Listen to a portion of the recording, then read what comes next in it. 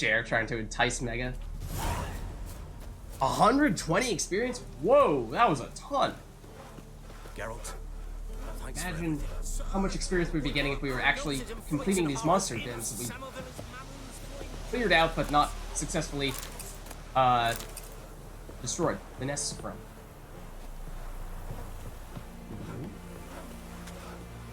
And hold on. There is loot here somewhere. Saw it.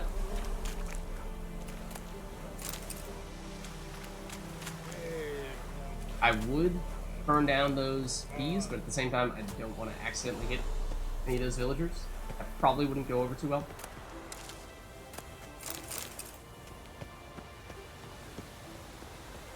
There is seemingly a merchant. Greetings. Show me Wouldn't mind a look at wares. your stock. What do you got? Mostly herbs. Pure silver, though. Which is apparently junk. Did get these special pants from the recent super enemies that we fought, and they do have additional armor relative to what we're currently equipping, and a spot for an upgrade. So they do seem like they are definitely better than what we're using, so we should swap over.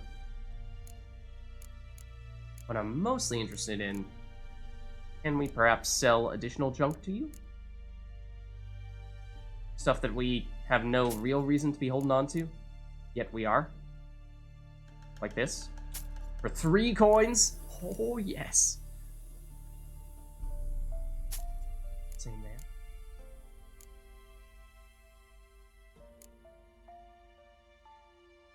Could potentially sell some of our random junk-like items. Some people were saying that it's worthwhile. Hold on to some of it and break it down into its materials, which I think you need to be at a weaponsmith or some kind of smith in order to do that. But I don't think you can do it here. My guess is that if there are some items that are actually worth something, somewhat reasonable, with a sale, then probably still worth offloading them here. They're worth a couple of coins, and probably not. Like silver mug, pure silver, I don't know. Bear hide, that's probably worth selling. That's 72. Yeah, include all of them. Are there other furs that were in a similar boat? And not as valuable as the bear hides. The sheepskin, perhaps. Still to a lesser extent, but old bear versus not old bear. Is a young bear hide worth more? That's a little sad. A little sad.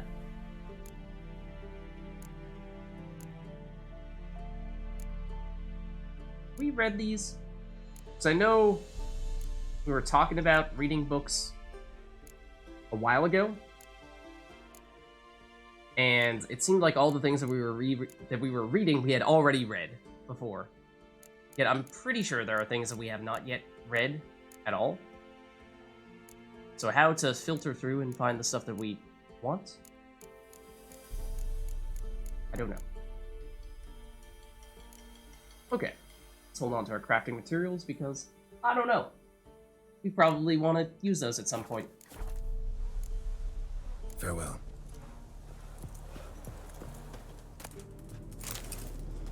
One moment while I take your broken ring. Ooh. Not bad. Also, bestiary, okay. Let's try that. Like here, it looks like we haven't read any of this stuff. Almost dropped my controller on the ground. Yeah. So that might be a good sign. So each beast herein described in 2 manners ye may hunt. Either seek ye tracks, follow and strike the foulness wherever it is, wherever in its wild ye find it, or lure it to a chosen place and engage it there in advantageous battle. Latter poses less risk, but the hunter exposes no chance for an unexpected fight. Note, however, that to lure a beast into a trap, first its tastes and behaviors you must know. As for fork-tails? Sure you don't mean folktales? Bait them thusly. Pound a stake in the soil, bind a goat to it, then hide ye in near to shrubbery, post-haste. The beast, lured by the campfire not campfire, caprine odor, will without fail soon come. If it is a griffin ye seek to slay, take ye buckthorn from deep water. The mighty stench of this herb is to griffins like fresh roasted meat of the primest sort, and so come they will forthwith, though far away they might be. Turning to drowners and water hags, it is known to all and sundry that fish and rotting mollusks are their loves, and as for trolls, common hooch is their weakness.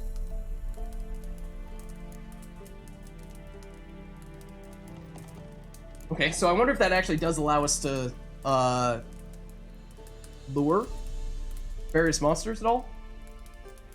There were some kind of lures in The Witcher 2, I think. I never used them, so I don't actually know how they worked, but maybe they exist in some way, shape, or form in The Witcher 3 as well. But anyways, let's continue reading here, because we may have 18 books of some variety that we have not read. Folks say they were 4 at first. The mother, she who knows, Lady of the Wood, came here from a faraway land, and since she suffered terribly from loneliness, she made 3 daughters out of dirt and water because... science. A long, long time ago, the mother was sole ruler of all of Velen. Her daughters brought her the people's requests. Wait, hold on. You said it was just the mother and the 3 daughters that she created out of thin air. You said nothing about other people.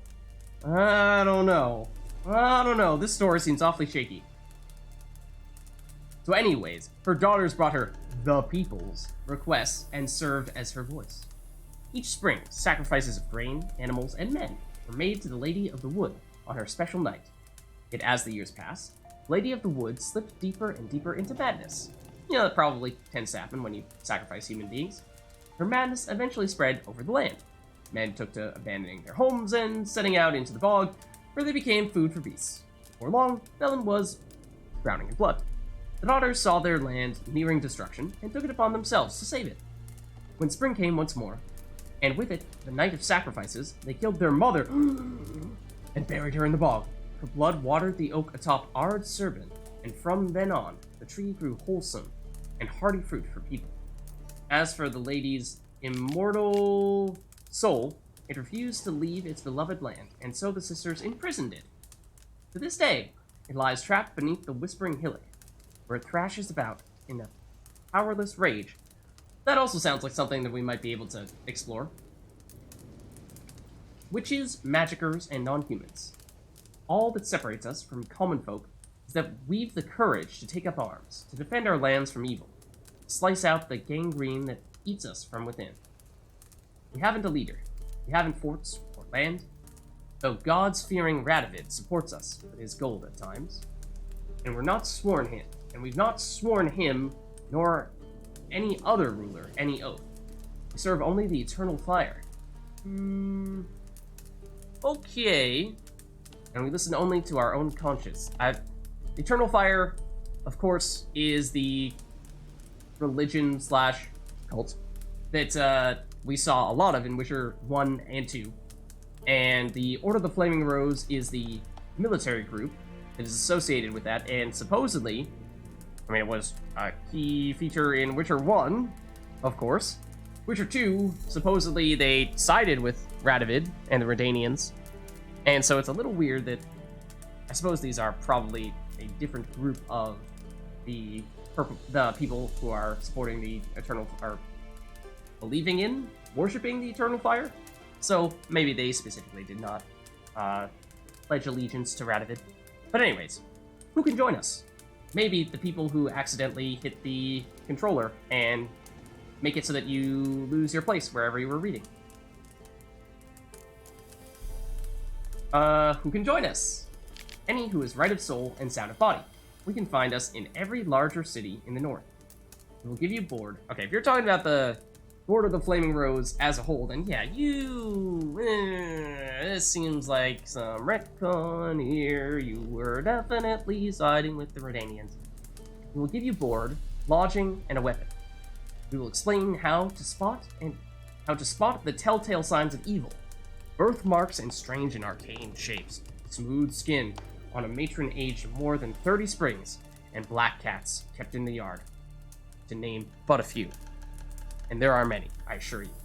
We will show you how to defend yourself from witchcraft, how to tame and snuff out magic elements with dimeridium. We will instruct you how to squeeze the sinner's darkest secrets out of them with a hot iron, and how to grant them cleansing death with the help of sacred fire. Yeah! Maybe not your best marketing materials that you've come up with thus far. I think we've seen this, or well, we did this quest. Missing Mikhail. Well, I think ultimately they changed the way you pronounce it and spelled it. It's actually Michael. But anyways, my true-born brother, Michael, is missing. Anyone who finds him, or at least finds out what fate has met him, will be generously rewarded, and I'll slip a good word out to the Baron about you as well. Find me at the inn in the crossroads, Bruno. Maybe. I thought that was the one that we did back in White Orchard. But maybe I'm getting mixed up with something that's very similar. Usually they update the bestiary after we read them. Okay, so we may get a bunch of upgrades or updates after this. We'll see. Hopefully that's the case. Good people, take pity and hear my plea. My wife, Hannah, probably Hannah, she's missing. A few days ago, she went into the woods and hasn't yet returned. This is the quest that we were thinking we might do quite soon. I'm near out of my wits with worry and will pay any price to the man who brings her back to me, or at least tells me where to look for her. Kneeling, Hunter from Blackbone. Please skip one? No, again. Yennefer, my dear friend. Thank you for your letter. Forgive me for not answering your earlier attempt to reach me via Megascope. Who is this? A mage. I'm trying to limit my magic communication to the absolute minimum. One never knows who's listening, don't you agree? I'm delighted you have found a position at our gracious Emperor's court, and wish you the best of luck in the search for his daughter. It is good to know that Emir's intentions for her have become more, how shall I put it, mundane. Perhaps in these circumstances, an agreement regarding the lodge will prove possible after all. Trying to recruit Yennefer for the lodge, or to the lodge still. That would sound like it would presumably be someone like Philippa, but after what happened to her in Witcher 2, I don't know. In response to your first question, although it does sound like this person is also someone who is affiliated with Nilfgaard, and that isn't really the case, or at least wasn't the case for Philippa. Only mage we really know who's definitely affiliated, besides Yennefer, would be our beloved Cynthia. In response to your first question, I can state beyond all doubt that Ciri has not appeared anywhere south of the Yaruga. Believe me, I could recognize her magic signature in my sleep. I have not had any contact with Triss for a long time. I only know that things in Novigrad have taken an ill turn. Are you saying Triss is in Novigrad? We haven't seen her yet. You mentioned something earlier about fleeing to Kovir, but I am afraid that in the current political climate, that amounts to an impossible daydream. I hope I will soon be able to join you in Vizima. First, however, I must take care of some unfortunate yet urgent matters in Beauclair. My fondest regards, Vigo. I don't know if we know that name yet. Yes, thank you for the news about Geralt. He always seems to land on his feet, doesn't he? I suppose it's a compliment. I was expecting some not so nice words about us, given how it was an opportunity for this person to speak behind our backs. Anyways, carrying on, Cyrilla Fiona Ellen Rhiannon, born 1251, heiress of the throne of Sintra, Princess of Bruges, and Duchess of Sodom, heiress to Innis Ard Skellig and Innis An Skellig, and suzerain of Otter and Ab Yara, daughter of Pavetta, see Pavetta Fiona Ellen, and the urchin of Irlenwald, see Emir von Emrys, granddaughter of the famous Lioness of Sintra, Queen Calanthe, see Calanthe Fiona Rhiannon, So yeah, she has a lot of titles. Reminds me of back when we were talking to Foltest in The Witcher 2, where it just went on for like 30 seconds listing all of his titles. This might even be more. A shipwreck occurred during a journey from Sintra to Skellige, which took the lives of the urchin and Pavetta. Okay, hold on. The urchin is... There are too many names to look through here. We should be able to figure out what the relation of that person is to Ciri. Urchin. Daughter of Pavetta. Okay, so her presumably mother died. And the urchin of... Okay. What? Wait. Shipwreck occurred during a journey from Sintra to Skellige. Took the lives of the urchin and Pavetta. That would suggest both her mother and her father? I don't know. Probably getting the names mixed up here, but Cirilla's further upbringing was then entrusted to her grandmother in 1260. Afraid of the looming Nilfgaardian threat. Ah. Is this not Nilfgaard, though? Queen Calanthe sent Cirilla to the court of King Irivil of Verdun, where the heiress of Sintra was to marry the heir to the throne of Verdun, Prince Kistrin. Too many names. Kistrin of Verdun.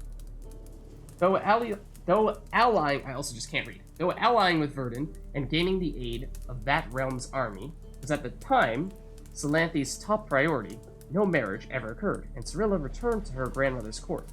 In 1262, during the so-called Sintra massacre, Cirilla went missing. Okay, so she had a series of not-so-great things happen to her family members of some variety, and then went missing after a massacre. We sort of got some of the pieces of that on the periphery when we were talking to mostly Yennefer, and I suppose the Emperor as well. Okay, but let us carry on. The collected verse of Gonzalo de Verseo. Love. Love is to build a house of cards, or play a game of chess. One wrong word, or ill-thought move, we must start it all afresh. Tide. Whenever I watch the tide recede, cold coils of fear grip round my heart. Will the seas sneak back, calm and sure, in the dark of night, as they have before? Or will they stay on distant shores, hidden crushed shells and washed up dreams, as memory of surfs of yore? I don't know. The last wish. How many of these? We're only halfway through. Oh god. Human life requires 3 things of sustenance. For sustenance. Food, drink, and gossip? Really? It is thus no wonder that no matter where I travel, be it icebound Povis or evergreen Toussaint, everyone asks me about the passions that bind Geralt and the sorceress Yennefer of Vengerberg. I, again, cannot speak. But, excuse me, it's one thing to gossip, it's another thing to gossip about Geralt. Inexcusable. Something tells me this is going to be Dandelion. As a man both cautious and discreet, definitely Dandelion, because he's neither of those things, but would say that he is, I refuse to betray their secrets, with one important exception. The history of their first encounter is so extraordinary, so romantic and moving, that it would be a veritable crime to hide its light beneath a bushel basket. Indeed, I had not witnessed these events in person. I would never believe there was room in our grim and dark world for such fantastic marvels. Had I not witnessed it. It all began when Geralt and I were feeling a bit peckish and unburdened by heavy coin pouches. Decided to find our supper out of a lake. No bites were to be had, but we did not leave empty-handed. My hook snagged quite a lovely little pot. Oblivious to my friend's warnings, I opened it, and in doing so, freed a powerful djinn. Without giving it much thought, I set about proclaiming my wishes. Before I could get to 3, however, the djinn, irritated, I see now, in hindsight, at being issued demands so soon after waking, began to throttle me. Geralt was able to drive him off, but I was left in a sorry state. I acted, the Witcher told me later, as though under the influence of some curse. Clearly, the help of an expert in the magic arcana would be needed. Oop. It was our good fortune that Yennefer Vengerberg happened to be staying in a nearby village. Geralt went to her to ask that she heal his best friend, who happened to also be the brightest star in the North's poetic firmament. Yennefer, however, was more interested in the djinn, which she wanted to trap into magic servitude, than in its victim, and, it should be said, played the Witcher like a well-strung mandolin. Oh, yeah, mandolin. Yet rather than grow angry at being used in such a calculating manner, he fell white-head over muddy boots in love with her. What happened then? Well, I won't go into details. Suffice to say, Yennefer's plans hardly delighted the djinn, and without its cooperation, she proved unable to tame it. The sorceress would surely have met a tragic end, and taken all of the Rind along with her, had Geralt not rushed to her rescue. For once, he did not need to draw either of his blades. To send the djinn packing, he had but to pronounce the third and final wish. He could have asked for anything, wealth, fame, power, but he insisted. But instead, he asked the djinn to bind his fate to that of the arrogant yet intriguing sorceress from Vengerberg. What? Oh, bind his fate. I'm curious about that. So we heard some things at the very end of The Witcher 2 that would seem to suggest that there is, a bit of a bind between those two. I wonder if that might have been the source of it, or if it was destiny from the beginning. Okay, I don't know why we started not at the bottom of this one, but carrying on. What is a non-human? The answer is simple. As the very name suggests, it is something which resembles, and yet nevertheless is not, a human. Though it walks on two legs, speaks a tongue similar to our own, and dresses in similar attire, it all the same has more in common with base beast than noble man. Dwarves are like moles. They feel best underground, and avoid direct sunlight. They like to live in filth, forever smudging themselves in mud and slime. They love everything that can be found within the earth, rocks, metal, minerals of all shape and color. It is also said that, like their kindred moles, they feed most readily on worms, roaches, and other night crawlers. Halflings, for their part, are more reminiscent of gophers, fat, lazy, and loud in that typical rodent way, with their minds filled only with the thoughts of food and drink, which they steal from other nobler beasts and greedily squirrel away in their hovels. They are marked by a cruel craftiness. You could be dying of hunger, and they would not share a meal with you. You could be howling from poverty, and they would be swimming in gold. And yet, they would still fleece you to the last round. You could do nothing but good to them, and they would still stab a knife in your back. Elves, in turn, seem related to the birds of prey that dwell in far-off Zerrikania. They care most for colored feathers. They would most readily spend all day staring at their reflections in the water and singing their own praises. They are so awash in self-love that they no longer feel any desire toward members of the opposite sex of their own species.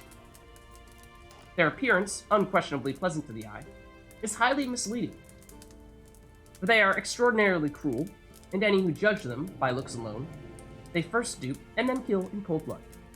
The best proof of this? The so-called Scoia'tael, bandits that claim to fight for freedom, but in truth, only long to kill humans. Thanks, Scoia'tael. I'm going to say that was probably written by a human. That'd be my guess. Okay. Scrub the greasings from a dog's ear. Soak into cotton twine, place in a new lamp of greenish hue, and set said lamp betwixt an eager crowd. Forsooth shall they swear that a dog's head they behold, and this shall be no sorcery, but good betidings.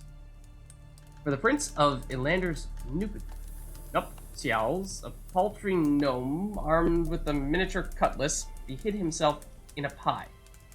What has happened?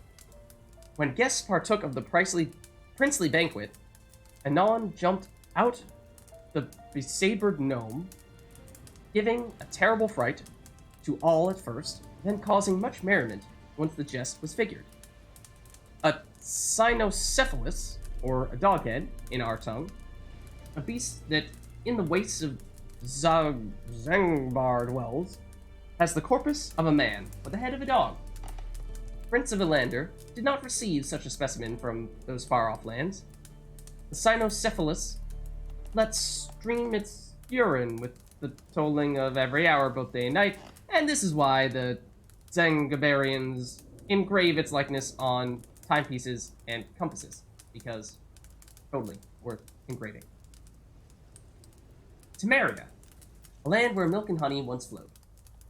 In what did she wrong the gods that they should treat her so cruelly?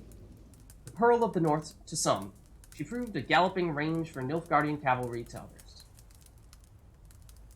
As a country, it had survived 2 previous wars against the Empire. Insert quote from Witcher 1 from the inns in which everyone referred to the war with Nilfgaard. It was here that the war's bloodiest battles were fought. It was in Temeria where their most bestial deeds were wrought. It was Temerian civilians who bore the full brunt of these wars' horrors. And bear them we did, bravely and steadfastly, until the demise of our great protector, King Foltest. Then Providence turned its fickle face from Temeria. Murdered most treacherously, Foltest failed to leave Temeria a worthy successor. And so all manner of cur soon fell upon her, tearing her apart, like so much carrion. She had no more allies then. None remembered that we had once been in the armor protecting the north from the designs of the mad dancer, he who had the gravestones of his foes pounded into the ballroom floor. Free and independent Temeria is no more. A dark-faced sun looms over her every rampart. Yet we Temerians live on, and always will. As long as folk believe, the usurper who took our beloved capital, the Zema, treat as his property, will forever peer over his shoulder in fear. For in the shadows lurks not one dagger, but the power of a nation of daggers, waiting to deal justice's blow. Nilfgaard carries within her, has not yet enlightened it. But that's not a sentence. Nilfgaard carries within her, has not, what? Okay, that makes no sense. That is what hordes of reactionary cultists of the Eternal Fire dwell in the midst of its excellent buildings and superb commercial infrastructure. One feels as though superstition is how the local hierarch and his temple guards cement their power over the city dwellers. And many they are to control, for the city counts no less than 30,000 of inhabitants. While strolling through its fabulous port, surrounded by marvels of architecture, it's hard to imagine that centuries ago, Novigrad was a mere minor elven townstead. When the city fell into the hands of the Nordlings, its problems grew exponentially. For as is well known, the people of the North can do a great many things, but peaceful and orderly cohabitation is not one of them. And so Novigrad first belonged to Redania, and then fell under Temerian rule until finally, after endless compromises and bargains, it at last became a free city. But is the city truly free? Well, the world will never know. But is the city truly free? I dare to doubt it. Redanian influence makes itself felt too strongly on every street corner, and the fact that the city is located within Radovid's territory speaks for itself. While wandering the city streets, I came across 4 watermills, 8 banks, and nearly 19 pawn shops. There are also a great many houses of simple pleasures, such as taverns and brothels, and Novigrad's commitment to matters of faith is borne witness to the fact that the city contains no less than, I kid you not, 19 temples to the Eternal Fire. What more can be said? I think Novigrad has all the makings of the capital of the world, and perhaps that is what it will one day become. First, however, someone needs to bring order within her walls. Storytime continues. From the farmers and herdsmen, milkmaids, midwives, all the common folk, the continent whisper, sharing tales of a wraithy procession pounding across the sky, the wild hunt. Winds and gales, storms and blizzards arise when it is sighted. all grows cold, though the sun shone bright moments before. Some remember only the cold from the shock of the encounter, and claim the riders come always in winter. But nay, this is not so. The hunt brings its own ice. Death and war gallop in its wake, and so the superstition goes. Or so the superstition goes. Yet, evil enough is the hunt itself. It takes folks captive, youths, most often, in the prime of their wilding years, 10 to 20 summers behind them. The hunt rushes in, and they disappear, only to return long years later with no memory of what passed the time between. Heard a little bit about that, but I don't remember hearing that they usually come back. Zerrikania. During my many travels, I have seen countless extraordinary places. Primeval wilds of... Really hard not to read that as Brooklyn, but Broccolon, with trees so high, their tips disappear in the clouds.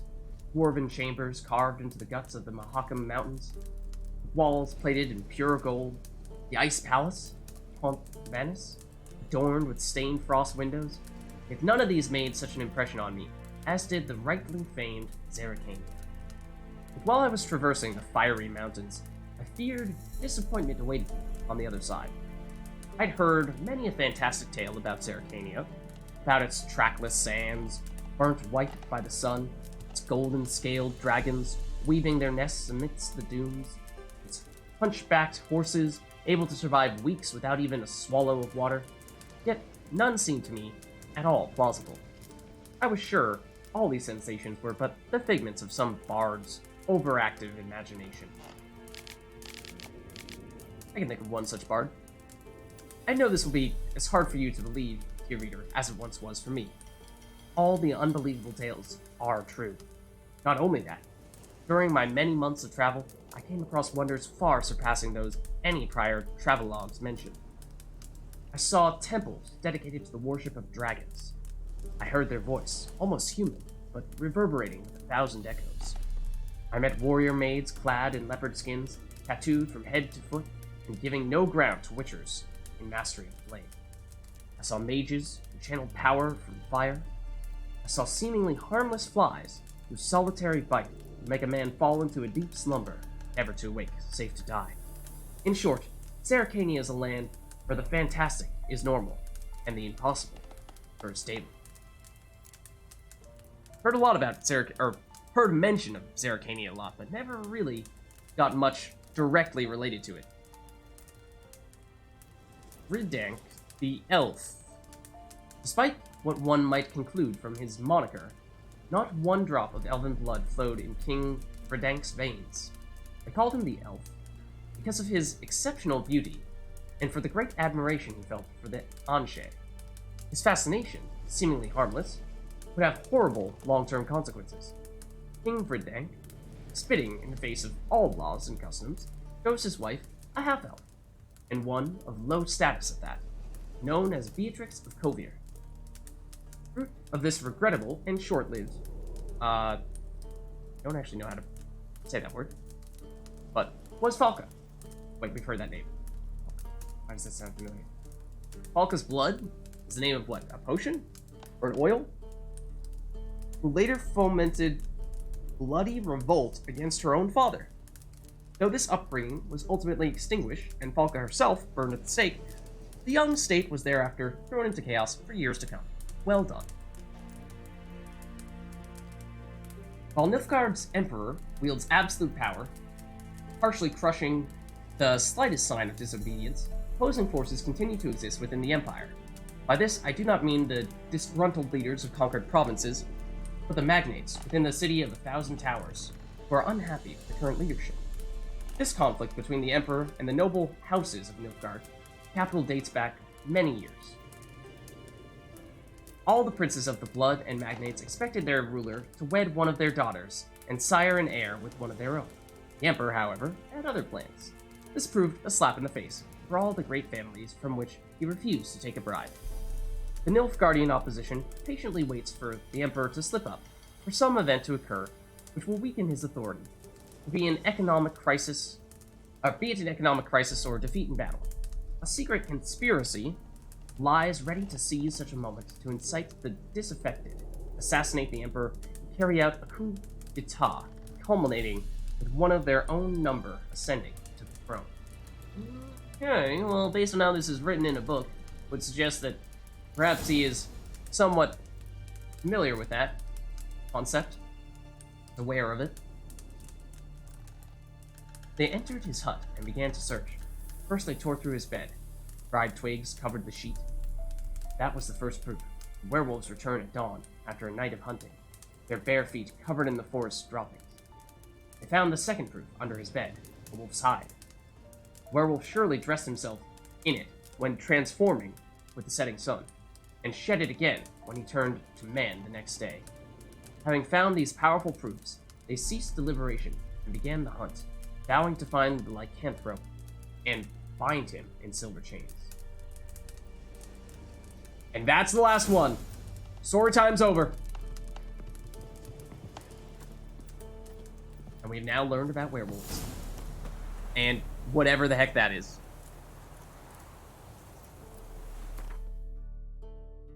So now, maybe a little more story time in that case. First ones, but they're both in the same group. Looks like that one that we couldn't pronounce was probably some kind of super werewolf. Ilfedin? What's that? Some kind of fish? Yeah, that's what I'm thinking. Ulfedin are a breed of werewolf found mainly in Skellige. Harsh and barren conditions of the Isles might explain why they primarily hunt men and are stronger than their continental brethren. Older and particularly dangerous, Ulfhelden are called Vorifs. I recognize that name. Only few daring warriors in all of Skellige history have managed to defeat an Ulfheden, and each of them is commemorated in ballads as a hero to this day. Like werewolves, Ulfheden and Vorifs are active at night, particularly when the moon is at its fullest. Fast, strong, and amazingly resilient, these creatures kill with disturbing ease. Silver blades should be brought against them, as should Devil's Puffball. Take note that when near death, the Ulfheden becomes particularly dangerous and will attack with doubled fury while calling on wolves to come to its rescue. That does sound rather intimidating. There's the Devil's Puffball. And apparently you're supposed to hit it with fire! Burn it with fire! And a normal werewolf. Similar story. Fire is apparently the answer. Werewolves are creatures with both men and wolves inside of them. Well, that's one way to look at it, I suppose. But the scientific explanation? When in beastly form, they take the worst traits from each. The wolves strive to kill and hunger for raw flesh, and the man's cruel and calculating intelligence. A werewolf's condition comes about through a curse, and the transformations happen outside his conscious control. When he reverts to human form, he has no memory of his deeds. Otherwise, he would surely go mad and take his own life. Werewolves are active at night, particularly when the moon is full. Though they hunt alone, when threatened, they will summon wolves to aid them. Werewolves rarely feel the need to flee, for few adversaries put up much of a fight against them. They strike as swiftly as lightning, with claws sharp as razors, and regenerate any damage received in mere moments. When fighting werewolves, a witcher should wield a blade covered in oil harmful to the cursed, and have a large supply of Devil's Puffball. And a werewolf's curse can at times be lifted, if there is no universal, surefire method for doing this. A witcher seeking to undertake such a task must therefore equip himself with a great deal of patience and sturdy armor. Okay. Okay.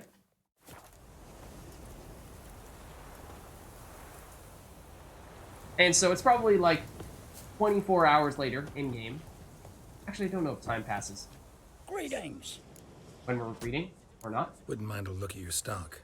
I was going to say we could potentially tell based on whether or not this guy has gotten his coins back. Looks like he has not, though, because he's sitting on only 41. I don't think we have a ton of stuff to sell to him, though. Other than what we should do, equipment-wise at least, should swap out the pants. The puffy green ones. It almost matches our jacket. Almost. And this other stuff... Oh, actually, this is better still. I take it back. Oh, but it doesn't match as well. Kinda, sorta. Well... It's clearly not even trying to match the green, whereas the other one kinda was, except it wasn't quite right, so maybe it is still better. Fashion-wise. It's bad that I almost pulled out a sword on that Redanian dude. Also, should probably look at which direction we're supposed to be going right now, because we were not planning on going this way. And things have certainly, well, it's been a while after story time. So let's head back to an area where we might actually be able to fight some dudes. Roach. Oh. I have no idea what that... Oh, hold on. This person has been found guilty of spying on behalf of foreign governments and sentenced to death by hanging. Excuse me? Did you just punch me? You're punching Roach! What's your problem, dude? What's the matter? You wanna fight? You wanna fight?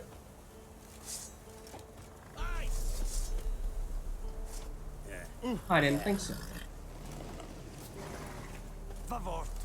Okay. Yes? Faster.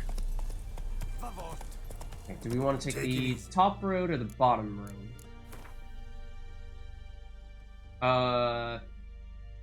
Well, that is a maybe not great way to look at things, but the right is maybe the better way to think of that. Move it. That's right. Get out of our way. Definitely heard some monsters there.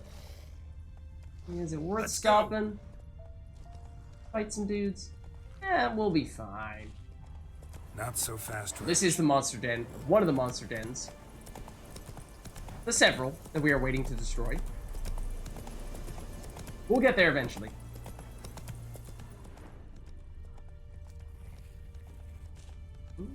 Here's another one. Come on. Slower. Alright. We'll take this guy out, though.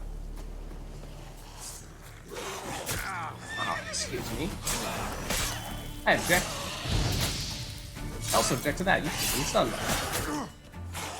Now, granted, I did kind of just stand directly in front of you and decide that we weren't going to even attempt to dodge any attack that you made. So in some ways, I suppose, that is still my fault. But we were gonna be just fine dealing with you. Did we loot this? Yeah, I remember that. Those chests. Okay. We did. Come on.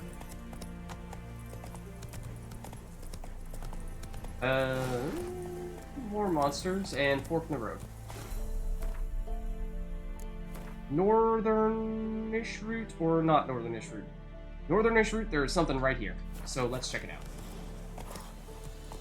Go, go. As for what it is, it's probably another monster den. Oh no, hidden treasure. That?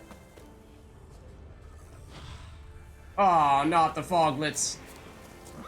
I don't like the foglets. Yeah, I saw that. Saw that coming. If it's just one of you, then maybe that's okay. Oh, nope, but it is not. It is potentially 3. They were quite tough last time around. In terms of dealing damage to them. Oh, can we see their indicators on the minimap? Is that actually the best way to know where they are? It might be. Hard to deal damage to them. And also, they deal a surprising amount of damage as well. I would love to be able to hit you, though. I saw it coming. Attempted to dodge. Apparently, I wasn't quick enough. I just want you to show up so I can turn around and smack you in the face. At that time, I pressed the wrong button to dodge. So that was my bad. I saw that. Oh, we still have Gwen active? What? That makes no sense. Can I please hit you? If you, like, undisappear? For maybe just a second? That would be lovely. Even when you do that, you're supposed to undisappear? So that I can do... Oh, really?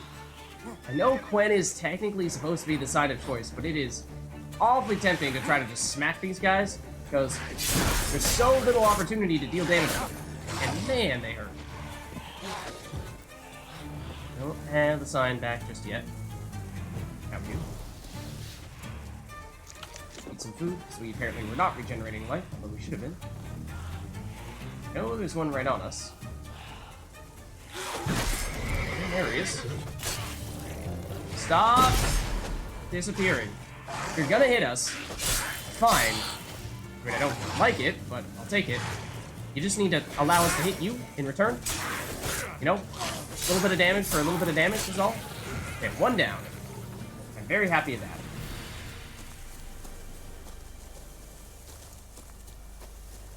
It does make it a little bit more straightforward. Fight the remaining ones. Who I assume are still here? Surely that wasn't just one. Messing with our brains? I don't know. Now we've somehow gotten the bookworm achievement. All in one day. Okay, Junior. Of course you can stay with us. What kind of question is that? Come, bring the whole family. War hasn't struck here yet. We've got plenty of food. My belly's even grown a bit in recent weeks. So if you take a bit of beer and bacon out of my mouth, you'd actually be doing me a favor. We're already preparing a bed for you. You'll stay in the attic. It's comfortable there. As long as you don't forget to duck when you go up the stairs. Happy trails, Junior. See you soon. Maps.